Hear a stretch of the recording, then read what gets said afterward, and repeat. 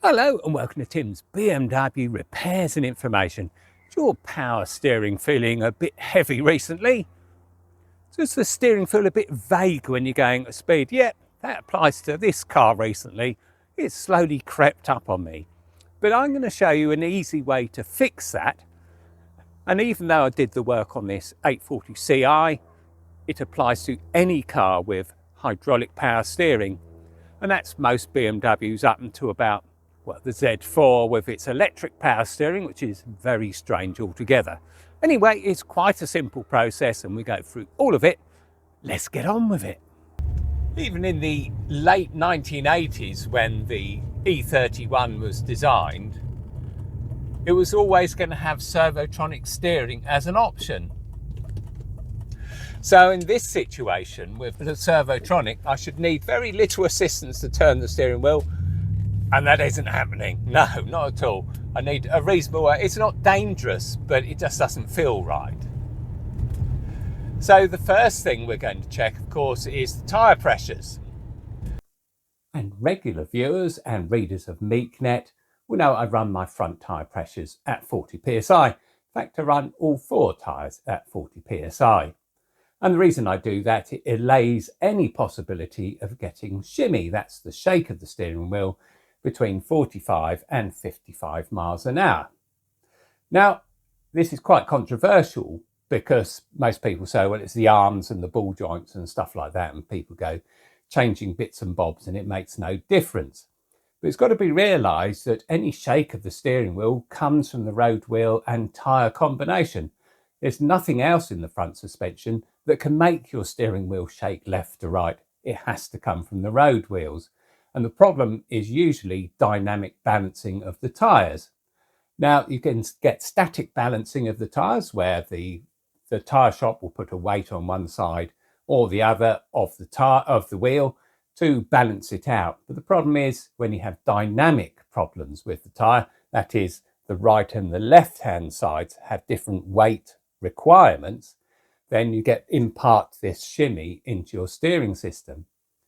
40 psi seems to sort this out, and if you're in any doubt about it, have a read of the comments on my video regarding shimmy and just see how many people this has helped, because it really drives you mad, the shimmy does, where you get a shake and you're waiting for it all the time. And running at 40 psi on the front tyres gets rid of the shimmy. It's like magic. Anyway, that's the tyre pressure we're expecting. It'd have to be down somewhere about 20-25 psi to affect the steering, but we better check it anyway. Right, first place to start is tyre pressure. Obviously, as I said, should be 40 psi on the fronts.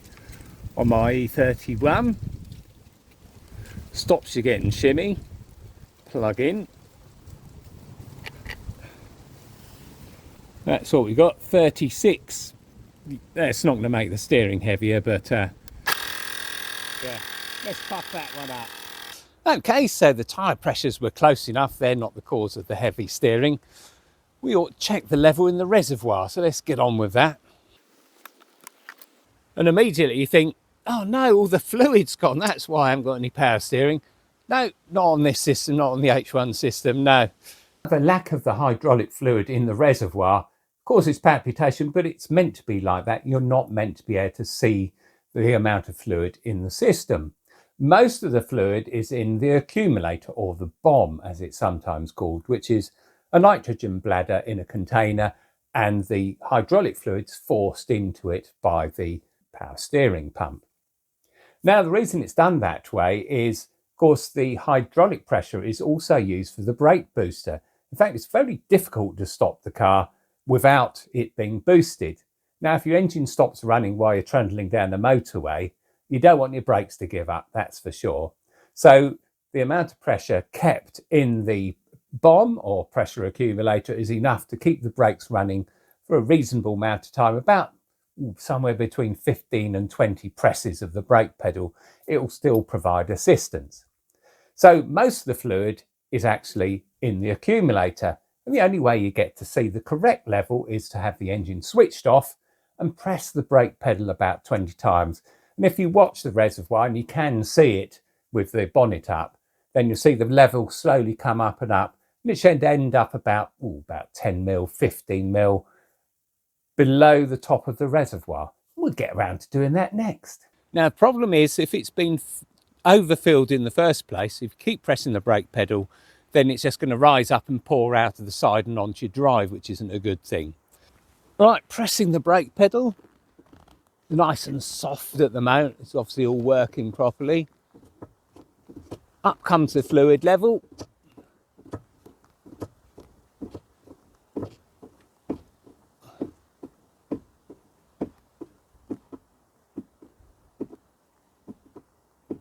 Right, that's as far as I can go. So, yeah, that looks right to me from here. So it's not the level which is the problem. That's exactly where it should be, just covering up the filter after 20 good presses of the brake pedal when the engine's off. Okie dokes. So the next thing we're going to do is we're going to change the fluid itself, because it does lose some of its properties, and the filter. And to do that, we need to take the fluid out of the canister. So what we need is a syringe with a tube on it and somewhere to plop the old fluid. Here we go. Available from Amazon. I'll put the number in the description. Get out as much as you can. Now, the fluid I'm removing from the reservoir of my 99 840 Ci is green, which means it's CHF 11S. Now, the earlier models of the E31 and E32 used Pentosin 7.1, which is red. Two cannot be mixed, so if you empty the reservoir and fill it up with CHF 11S, it's going to go horribly wrong.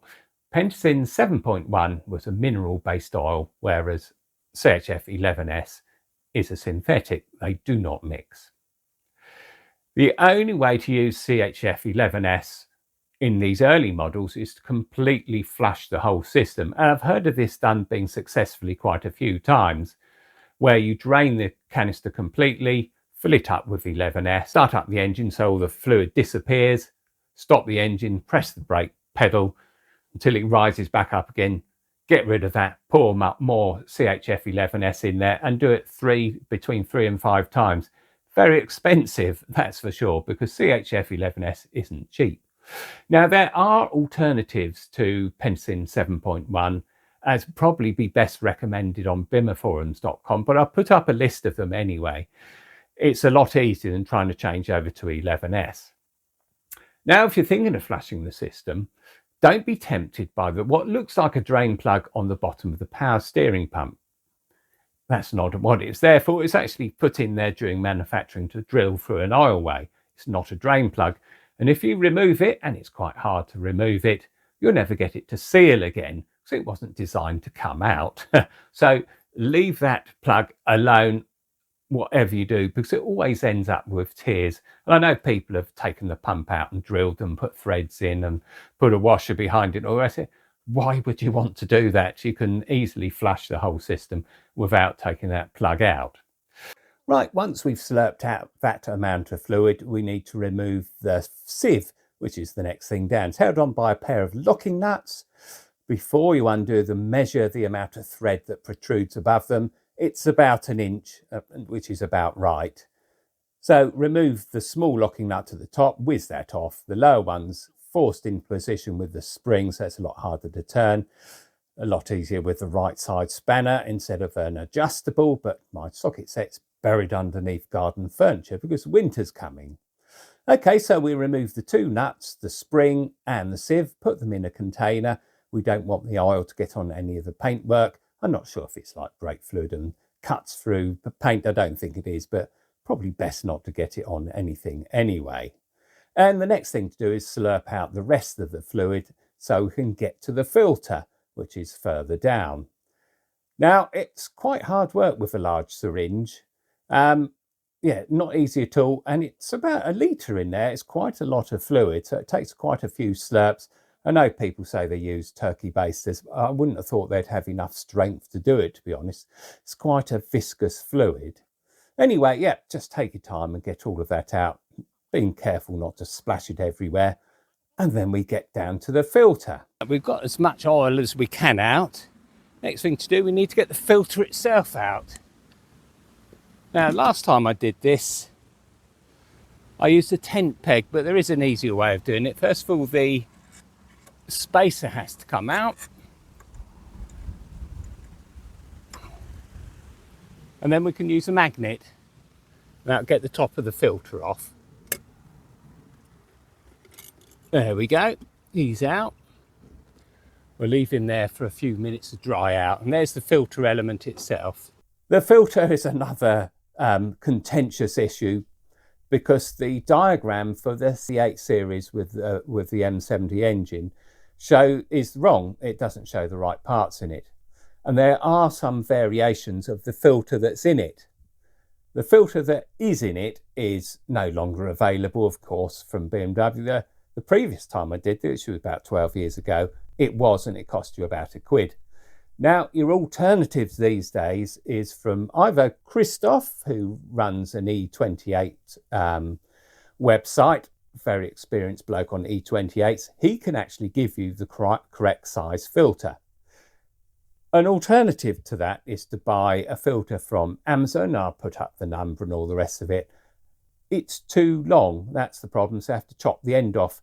And initially, remembering what the filter looked like, I thought it would be very, well, fragile and it'd be difficult to saw, but it isn't. It's very fibrous, and you can squash it quite a bit, and it doesn't seem to be in the slightest bit upset. So you can hacksaw it down to the right size. But first of all, scribe a line at 35mm, which is the height you need it to be. The easiest way to do it, score it with a vernier set to 35. So just go round the filter and score a mark into it like that. Now, I'm not going to use a Dremel on it. First of all, I'm absolutely useless with a Dremel. But secondly, I think it would just bung up too much dust. So I'm going to use a hacksaw. Now, obviously, we're not going to be able to put this in the vise. It'll just break and put any pressure on it. I can see it just snapping in half. So what I think I'd do is I'll find something that's close to this diameter, made of wood, put it through it, and then use a hacksaw to cut it. We'll see how that goes.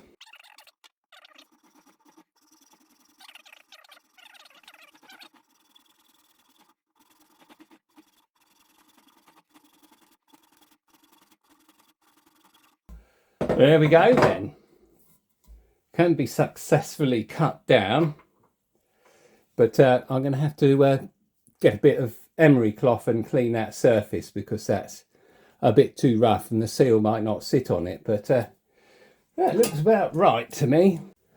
Right, I've sanded the end down so it's perfectly parallel with the other face, so that should seal nicely when it's in the filter carrier. Is it worth doing it? Well, I'm not really sure. How fragile is this stuff? Let's find out. Actually, not too fragile at all. Yeah, I was scared it was going to be brittle, but it isn't. Some sort of fibre. Yeah, so that's okay. So yeah, it's up to you really. It's a few more quid from Ivo, but that's what I used. Okay, we've waffled on long enough about the filter. We haven't actually got it out yet. Of course, while talking to you about the filter, it dropped back in the reservoir again. So I'm hooking it out with a pair of screwdrivers. Got to have somewhere to put it. It's going to be covered with oil. Now, in this case, the top gasket came off with it, but the bottom one didn't. There's an aperture at the bottom of the reservoir that the filter with its gasket fits in quite tightly. And so it's not unlikely that the gasket's going to stay in there. So we need to remove the filter again, and to retrieve the gasket it takes a bit of fiddling about with a screwdriver or a pair of screwdrivers to get it out. Once you've got it out, yeah, it's time to put the new filter back in there again. Now you have to transfer the two gaskets. The two gaskets, I believe, are still available from BMW, but I wouldn't put money on it. Yep, you just fit the two new gaskets to the new filter, push it down into the bottom of the reservoir, making sure you push it into the aperture, and you'll feel that it feels quite tight going into the aperture. And then it's a case of putting the lid on again. You'll notice that the lid has got a pressure relief valve on, and that's if the filter was blocked up to such an extent that the fluid couldn't get through it, then there's a pressure relief valve and the power steering and the brake booster would still work. Rightio, so that's the next thing. Filter in with its gasket. Filter cover on. Oh, make sure his little springy thing's working. Yeah, that's fine. He drops in, wiggle him around till he's located. Thing we need on there is the spacer. There he goes. And the filter. Make sure he's the same height as he was before, which was 10 or 15 millimeters downwards from the rim. If it's any higher, then the filter hasn't actually managed to get into the bore properly. Now, during all of this procedure, do not run the engine, because then you just slurp air into the hydraulic system. Now, it comes out okay, but it's not what you want to do. 25 millimeter plus a nut down there. It's getting quite tight now.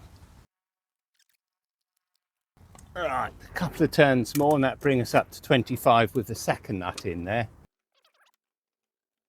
Of course, during the intervening period, I have lost one of the nuts, and that's because the wind blew very hard and chucked my cloth, which I had everything sat on, down to the bottom of the car. So I found everything apart from one of the nuts, but that's on order, so I'll put that back on once it turns up. Lovely new green CHF 11S. There we go, it's about the right height. Bring it up just over the top of the filter. The next thing we do, wash our hands and then start the engine up.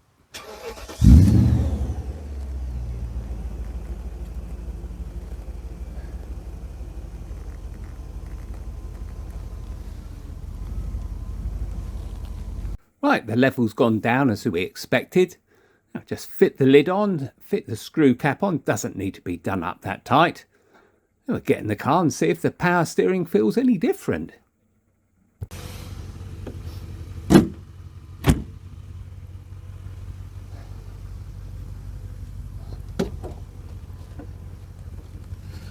Right, there we go then. Oh, it's nice and warm in here. E31 heating system, you can't beat it, I'll tell you that for nothing. Yep, so we've changed the fluid, we've changed the filter. Nice brand new fluid. You wouldn't thought it'd make any difference at all, would you? Just changing the filter. The filter looked fine, but I know from last time I did this that it did. So let's have a go. We knew how hard it was to turn the steering. Can I turn it with one finger? That's the question. The answer is yes. It's just amazing how much difference that makes. It's fantastic. Let's go for a blast, see what difference that's made. Oh yeah, it's made a lot of difference. How straight away coming out of here, easy peasy. Let's just check if it's got rid of the vagueness.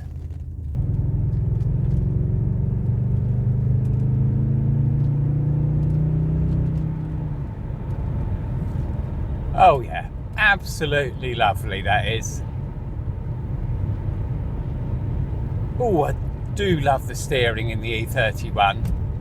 Z4 is just a bit too disconnected, if you know what I mean. Just feels like you're not in full control, whereas the E31, it's a driver's car, always has been.